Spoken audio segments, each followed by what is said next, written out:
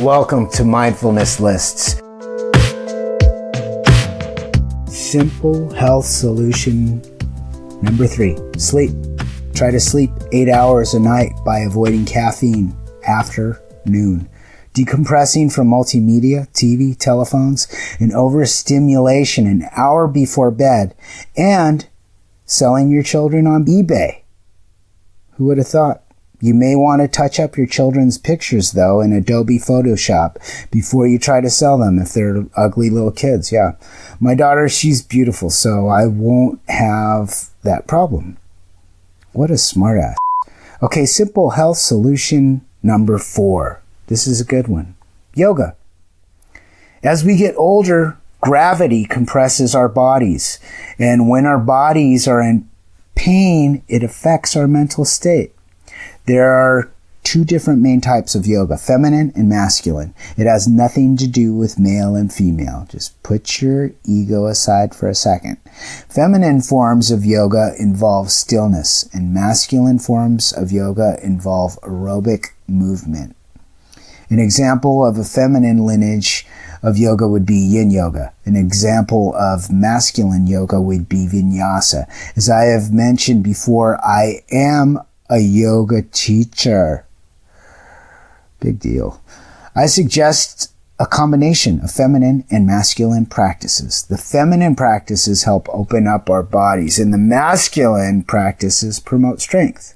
I think a combination of the 2 attributes of strength and flexibility are important in optimizing health. The thing that I love about yoga is that it's a private practice. It's about you and no one else. It's not a competition. It is about working with what you have. Just work with what you got, baby. I could ramble for a long time about this subject, but that isn't my intention for this podcast. My intention is to guide you to simple health solutions. I'll just say a couple things about yoga.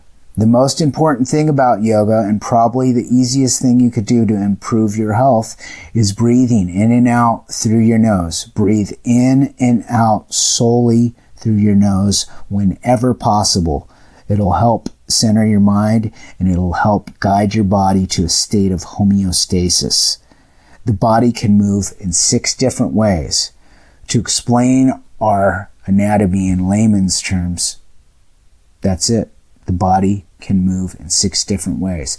The 6 different directions are side stretches, left and right, spinal twists, left and right, and forward and back bends. Those are the 6 basic different directions that we are capable of moving. The type of yoga that I teach is therapeutic yoga, and it's very similar to, yin yoga. It's a feminine practice. The thing that I like about therapeutic yoga is that it's accessible to almost everyone. It's really easy. 2 types of tissue in our body. The 2 types, I'm not sure if there's more than 2 types. I'm not a doctor. I'm a yoga teacher. Our 2 types of tissue are connective tissue and muscle tissue. Connective tissue, which envelops all of our muscles, is a plastic type tissue. Muscle is an elastic type of tissue. Connective tissue, it's like plastic, and it takes 3 to 5 minutes to become viscous and flexible. Muscle's like rubber, and it's flexible immediately. If I only had a few minutes to teach a person yoga, these would be my suggestions. I suggest practicing yoga 3 times a week, Monday, Wednesday, and Friday. In the mornings, most people are stronger, but in the evenings, most people are more flexible. You have to explore and find what's right for you. As I mentioned above, there are 6 directions the body can move, and that it takes 3 to 5 minutes for our connective tissue to become flexible. All of these stretches should be done lying down on the ground. Search therapeutic yoga postures on Google for pictures, directions, and explanations. Okay, so first, do a side stretch on your right side on the ground for 5 minutes. Then switch to your left side for 5 minutes. Then on the ground, do a spinal twist on your right side for 5 minutes. Then switch to your left side for 5 minutes. Do a back twist. Do a back twist. Do a back stretch for 5 minutes. And then lastly, do a forward stretch for 5 minutes. Now I'm going to back up just a second. So let me repeat that, because this is a simple sequence that you can use wherever you go. You can do it in your bedroom. You could do it on vacation. You could do it down at the beach. Super simple. Now, the important thing about it, when you do the side stretch, is that you start on the right side. You go right, left, and then after that, you do a spinal twist. Right side first, and then left side. So the important thing about starting with your right side is your colon moves in a certain direction. Food moves in your stomach in a clockwise direction. So you want to stimulate the right side first, because that's the direction food moves from. Your right side to your left side. Okay, so just remember that. Okay, so that's the sequence. That sequence is a 6-posture, 30-minute workout, and it's the minimum of yoga, a minimum amount of yoga that I suggest if you want to be comfortable as you get older.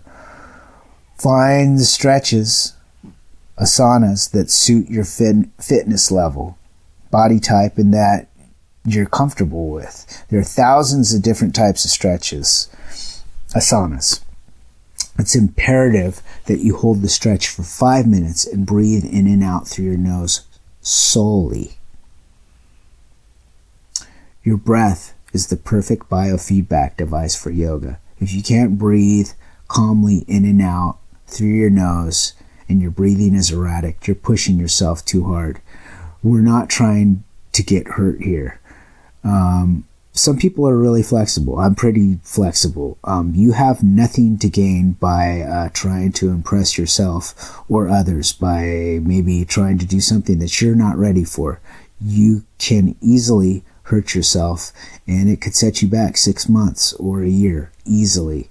And that's not the point of what we're trying to do here. We're talking about simple health solutions. We're not talking about simple injury techniques.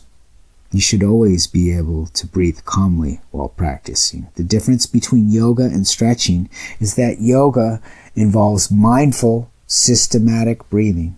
That's the only difference. You can stretch, but if you want to get the full benefits of yoga, you need to breathe in and out through your nose calmly. Okay, number 5. Chill with nature, dude. Just get out in the nature. You know, we're inside our homes all day long. You need to get out in the nature if you can, whenever you can, and return to your roots. Okay, number 6 of the simple health solutions, laughter. Just try to laugh. It's great, free medicine. Number 7, by helping others, we concentrate on their problems and their needs rather than our own. Although we do need to help ourselves as well, so include yourself. And number 8, write down your goals and take daily actions towards them. Walk the walk of a rock star. Don't just talk the talk. You know, if you're feeling froggy, jump. Just jump. Everybody jump. Okay, number 9, be nurturing and patient with everyone, but most importantly, to yourself. The circle of giving and receiving, it's not complete unless you include yourself.